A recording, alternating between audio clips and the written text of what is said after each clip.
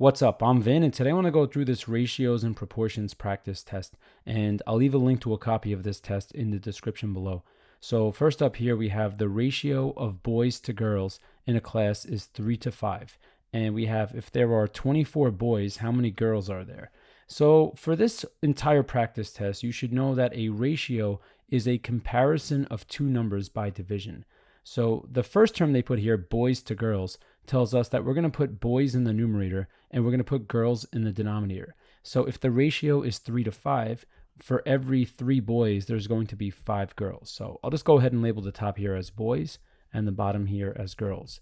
So now what we have is if there are 24 boys in the class, so now we're going to set up a proportion here. So 24 boys is going to go in the numerator, and then we're trying to solve here for the number of girls in the class. So we're going to put an X here for now. So now from this step, what we want to do is to solve for X, we could just go ahead and cross multiply.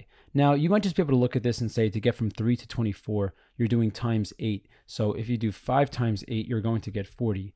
But if you would rather do the algebra to get choice B, you could also solve for X by cross multiplying. So you could do 3 times X is 3X, and then you set this equal to 24 times 5. So we have 24 times 5, and 24 times 5, we could work that out, is 120. And then we just divide both sides by 3, and we also get here that X is equal to 40. But now just make sure that you're actually answering the question. The question was, how many girls are there in the class? And X is representing the number of girls. Remember, the ratio, and let's just make that a little bit neater, is the ratio of boys to girls. And the girls variable X is down here, and X is equal to 40, so choice B is definitely correct. Now, one extra thing we could do to check our answer is we could say there's 24 boys to 40 girls in the class. And if we reduce this fraction here, we divide the top and bottom by 8. Notice that this fraction reduces to 3 over 5, which matches the ratio that we started with. So that's how we know for sure our answer, 40 girls, is definitely correct. Question 2, we have if 2 pens cost $5, what is the rate in terms of dollars per pen? So for questions like this, when we're finding the unit rate, we just want to make sure we put the right term in the right place. So we have dollars per pen. So that means we're going to put the $5 in the numerator, and then we have 2 pens going in the denominator. And notice once again that I put the units with it. I have dollars up top, and I have pens on the bottom here. So on the side, what we'll do is we'll do 5 divided by 2. So 2 goes into 5 twice. 2 times 2 is 4. So if we subtract 4, we get 1. And now I'm going to add a decimal here, and I'm going to bring down a 0. And then we have 2 goes into 10 5 times, and 5 times 2 is 10. So this divides evenly. So I'm just going to put an extra 0 here because since we're talking about money, if we do 5 divided by 2, or $5 divided by 2 is $2.50. So the unit rate here, it's going to be $2.50 per pen, and this is going to match up with choice A. Question 3, we have in a bag, the ratio of red to blue to green to yellow marbles is 3 to 5 to 7 to 9. If there are 27 red marbles, how many blue marbles are there? So for this question, we're starting off with this continued ratio here. So we have the ratio 3 to 5 to 7 to 9. So for questions like this, I like to label them according to the order the color of the marbles showed up here. So we have red first. So I'm just going to write, we have capital R for red, and then we have blue marbles, and then we have green marbles, and then we have yellow marbles. So the ratio has to be in corresponding order in which the ratio is named in the question.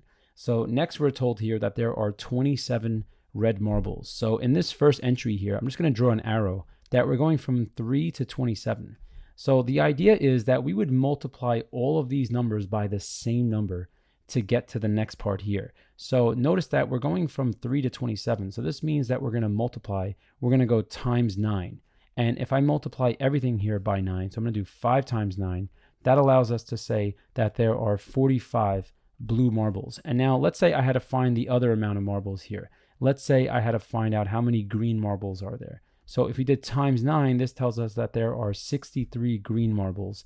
And then last, we could find the number of yellow marbles by doing times 9, and 9 times 9 is 81. So in this case here, though, we want the number of blue marbles, and that's going to match up with choice A. Question 4, we have a car travels 420 miles in 6 hours, and then travels an additional 140 miles in 2 hours. What is its average speed for the entire trip? And notice that the units here are in miles per hour. So what we want to think about for this question is that the trip is broken up into 2 segments here. For the first part of the trip, the car goes 420 miles in 6 hours. So we have 420 miles in 6 hours. And then for the second part of the trip, the car goes 140 miles and it takes 2 hours. So the concept behind this question here is we have to find what is the total distance travel and what is the total amount of time it takes for the car to travel that total distance. So what we have in the numerator here, we're going to have 420 plus 140 miles. And then this is going to take in total here 6 plus 2 hours. Okay, so it's going to take 8 hours total.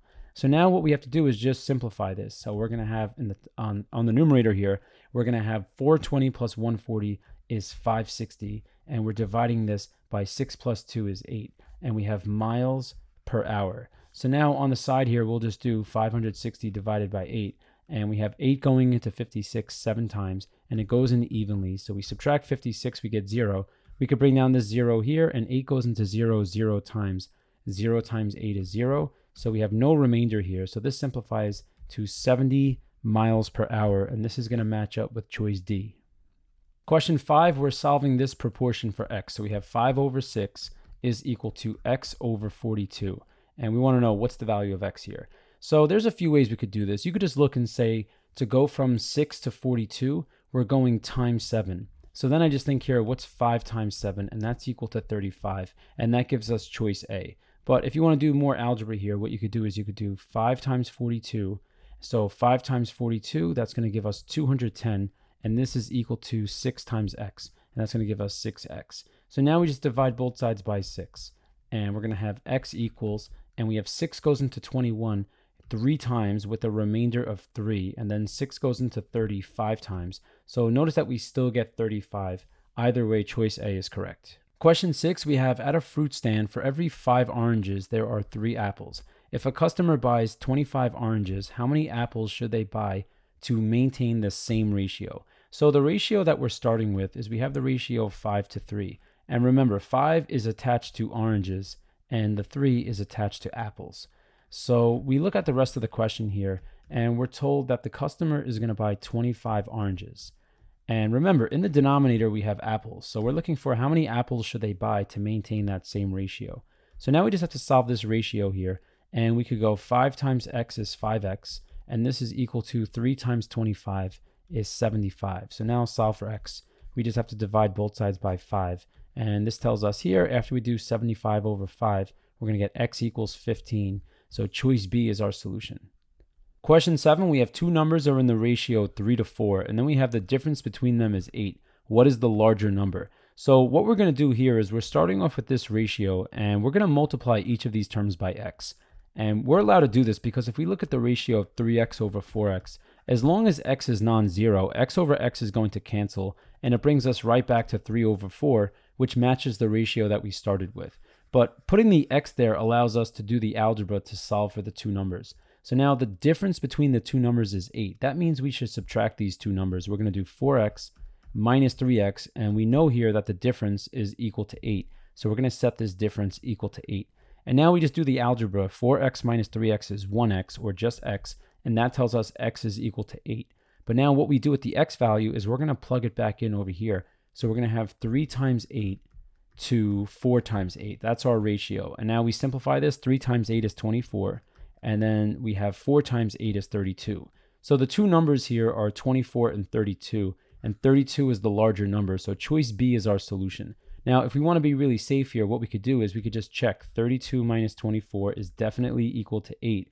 And if we take the ratio of these two numbers, 24 over 32, if we divide the top and bottom by 8, this reduces here to 3 over 4, which matches the ratio that we started with. So choice B is definitely correct. Question 8, we have y varies directly with x and y equals 10 when x equals 5. And we want to know what is y when x equals 8. So for this question, we have to know the formula y equals kx. And this is the formula for direct variation. And k represents the constant of proportionality. So the first thing we want to do with this equation is we want to solve for the k value. So they're telling us that y equals 10 when x equals 5. So if we plug in for y, we have 10 equals, and then we have k times x is equal to 5. So now to solve for k, we just divide both sides by 5, and this tells us that k is equal to 2. And then what we do with this information here is we're going to plug this back into the equation, and this is going to give us the true equation here. We have y equals 2x. So now they're asking us, what is y when x equals 8? So now we plug 8 in for x, and we're going to have y equals 2 times 8, and 2 times 8 is equal to 16. So y will be equal to 16, and choice C is our answer. Question 9, what is 25% of the sum of 200 and 40% of 150? So this question is definitely a little bit tricky. And what you want to do here is you want to think about, you're finding 25% of all of this here. So I'm going to go ahead and write, we have 25% of, so I have 25% I'm multiplying by, and I have the sum of 200, so 200 plus, and 40% of 150. So 40% of, I'm doing 40% times 150. Now just note, to convert something to a percent, you just have to write it over 100. So 25 out of 100 is 25%. And I'm multiplying that by, we have 200 plus 40% is 40 over 100. And we're multiplying this by 150. So there's a few ways that we could handle this here. And one thing we could do is cross off trailing zeros. So I could cross off this 0 and this 0, and 40 over 100 is equal to 4/10. But now I have 150 divided by 10. So these trailing zeros could also disappear like this. So now all I'm left with, outside the parentheses here, 25 over 100 reduces to 1/4 if I just divide the top and bottom of this fraction by 25. So I have 1/4 times, and then I have 200 plus, I'm doing 4 times 15 is 60. So now 200 plus 60 is 260. So I have 1/4 times 260. And now I could call this 260 over 1, and this will give me 1 times 260 is 260. And then we're dividing by 4 times 1 on bottom. So now we just have to do the division here. And this is going to work out to, let's see, 4 goes into 26 6 times with the remainder of 2. And then 4 goes into 25 times. So 65 is our solution, choice B. Question 10, we want to convert 2.5 kilometers to meters, and then we want to add 750 meters. And we want to know what's the total in meters. So what we're going to do first, let's convert 2.5 kilometers, and we'll abbreviate this as km like this.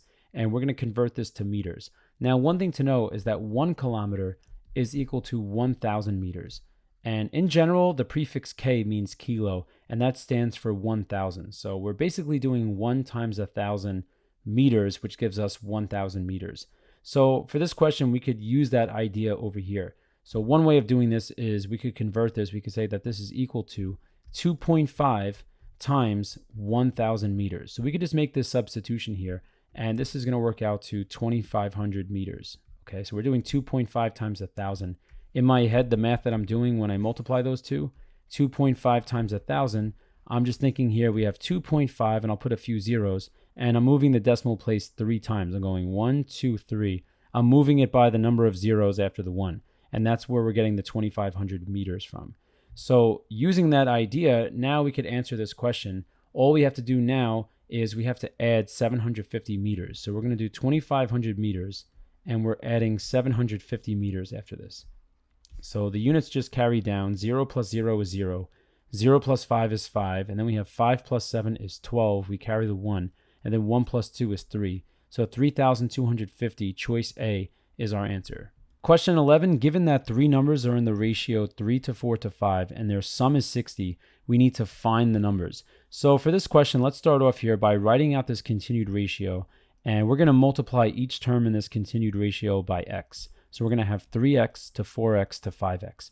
And the reason we do this is so that we could set up an equation to find the missing numbers. So now we have the sum of these 3 numbers is equal to 60. So now we could say 3x plus 4x plus 5x is equal to 60.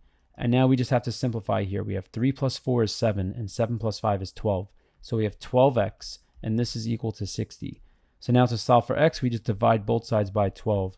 And then 12 over 12 cancels, and this tells us that x is equal to 5. But now what we need to do is we need to plug x back into this continued ratio, and that's going to tell us the 3 numbers. So we have 3 times 5, and then we have 4 times 5, and then finally we have 5 times 5. So let's simplify here. We have 15, 20, and 25. So this is our ratio here. And if we just write out our solution formally, the 3 numbers are 15, 20, and 25. Now, before we move on here, let's check our numbers. So we're going to take these 3 numbers and we're going to add them up. So we have 25 plus 20 plus 15. And now we just do the sum here. We have 5 plus 5 is 10, so we have a 0 and we carry the 1. And now we have 1 plus 2 is 3, plus 2 is 5, plus 1 is 6. So our sum does work out to 60 here, so these three numbers are good. Question 12, we have on a map drawn to the scale of 1 centimeter to 50,000 meters, a lake runs from west to east and is represented as 4 centimeters long. So the first thing I'm going to do here is just draw a line segment, and this is going to represent the lake. And the lake on the map is 4 centimeters long, so we'll just label this as 4 centimeters.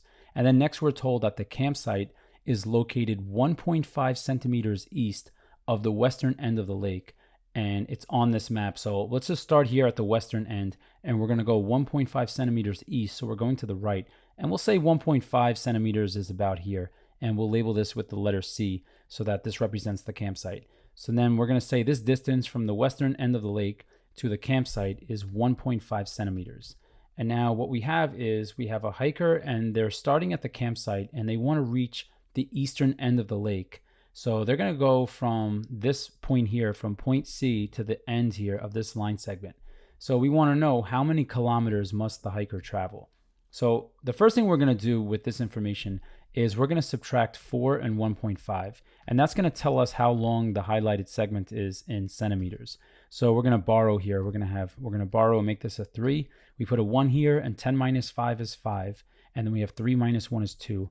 So 2.5 centimeters is the distance along the map that the hiker is going. But now we have to think of this ratio that they gave us. They told us that 1 centimeter on the map corresponds to 50,000 meters. So in centimeters, we have 2.5 centimeters over X meters, and we want to know how many meters does the hiker have to travel.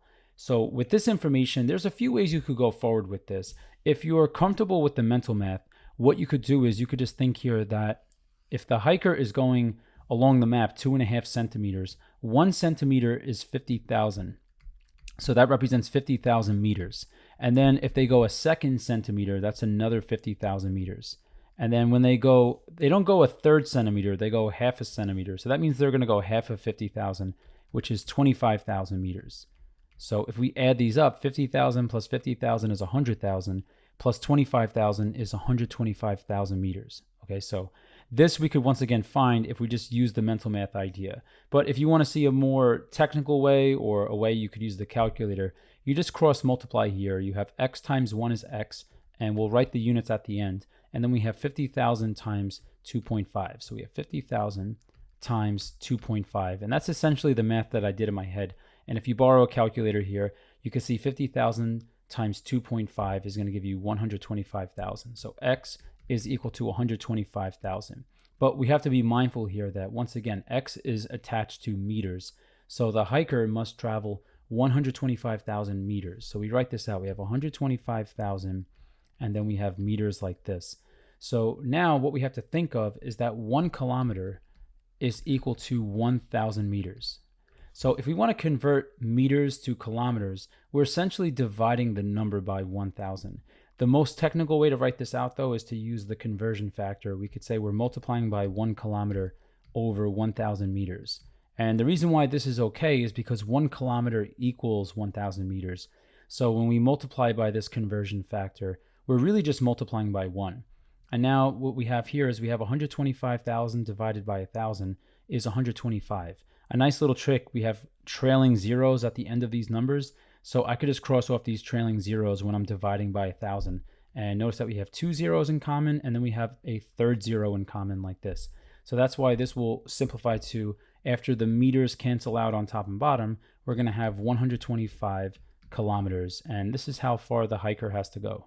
Question 13, in a drink recipe, the ratio of juice to water is 3:7. If 9 liters of juice are used, how many liters of water are needed to maintain the ratio? So for this question, the first thing I would do is express the ratio 3:7 as a fraction. So we're going to write 3/7, and we have to be mindful here that the ratio is of juice to water. So that means that juice is going in the numerator and water is going in the denominator. So now from here, what we're going to do is we're going to say this equals, and we have another fraction, and now 9 liters of juice are used in the drink recipe. So we have 9 liters going in the numerator because 9 liters is corresponding to the juice, and we put juice in the numerator with our first ratio. So we have to be consistent when we set up the proportion here. So now we're solving for how many liters of water are needed. So we could say X liters. Now for this one, you could probably just look at this and say 3 times 3 is 9. And if I do times 3 on bottom, 7 times 3 is 21. But if you want to do this more formally, you could say 3 times X is 3X. And set this equal to, we have the product of 7 and 9, and that's equal to 63. So now to solve for X, we just divide both sides by 3.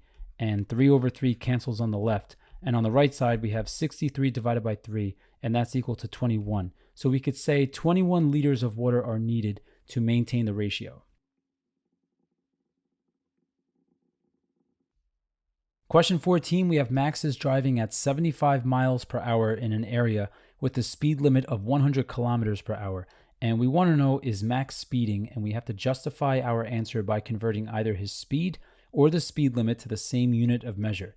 So what we could do is we're starting off here knowing that Max is driving 75 miles per hour. And we could convert 75 miles to kilometers. They told us that 1 mile is equal to 1.60934 kilometers. So we could set up this ratio here and use this ratio to find out how many kilometers are there in 75 miles. So we just write out this decimal here, and this is in kilometers, and we're going to set this equal to 75 miles. And we have 75 miles. We'll just make that a little bit neater. So we have 75 miles for X kilometers. So now to find how many kilometers are there in 75 miles, we could just cross multiply. We have 1 times X is X. And this we're going to set equal to, we have 75, and we're multiplying this by, we have 1.60934. So we just work out this product here. We're doing 75, and we're doing times 1.60934. And this gives us, we have 120.7005. So now we could say X equals, and we'll round to the nearest tenth. We'll say X equals 120.7. So what this tells us, it tells us that Max is driving 120.7 kilometers per hour, because what we just did over here was we converted 75 miles to kilometers. So we could say 75 miles per hour, or we could say 120.7 kilometers per hour. So now let's think about the question. We know that there's a speed limit of 100 kilometers per hour. So since Max is driving at a rate that is greater than the speed limit, he's driving at 120.7 kilometers per hour, Max is speeding.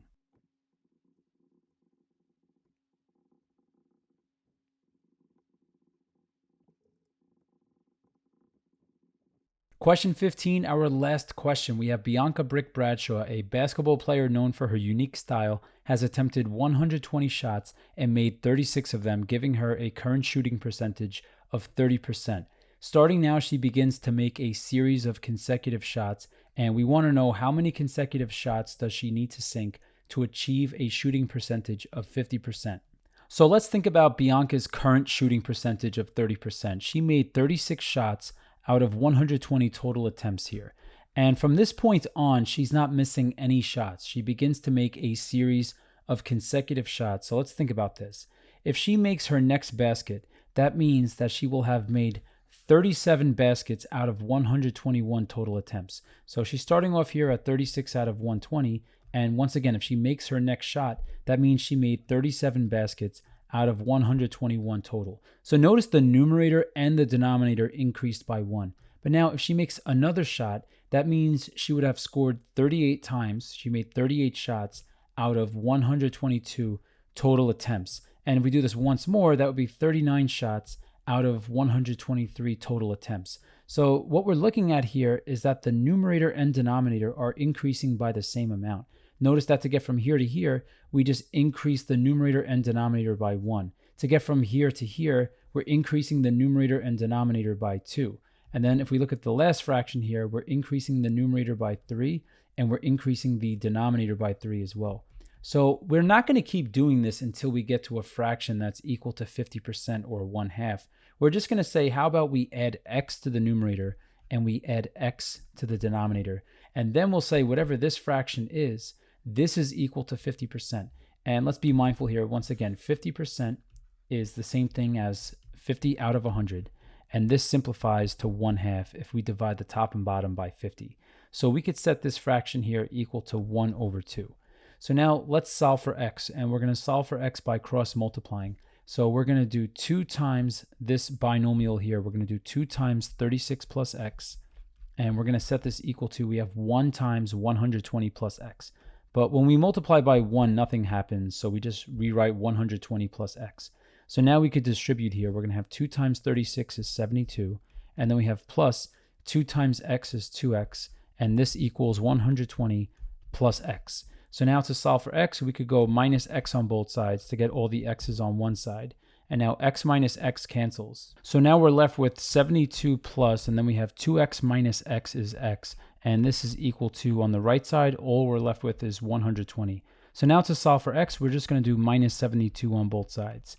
And now from here, we're just going to cancel out, and we have x equals, and now I'm just going to borrow, we're going to borrow here and make this a 1. 10 minus 2 is 8, and then we're doing 11 minus 7 is 4. So x is equal to 48. So this means that Bianca has to make 48 consecutive shots, but let's just be safe here and check. So Bianca starts out at 36 out of 120. So if we do 36 plus 48, and we add these two numbers here, we're going to get 84. And on the bottom, we're going to do 120 plus 48, and this is going to give us 168. So this tells us that if Bianca makes 48 consecutive shots in a row, that means she would have made 84 out of 168 total shots. And if you reduce here, you divide the top and bottom by 84, notice that this fraction does reduce to 1/2, and that's her 50% shooting percentage. So we could say that Bianca needs to make 48 consecutive shots.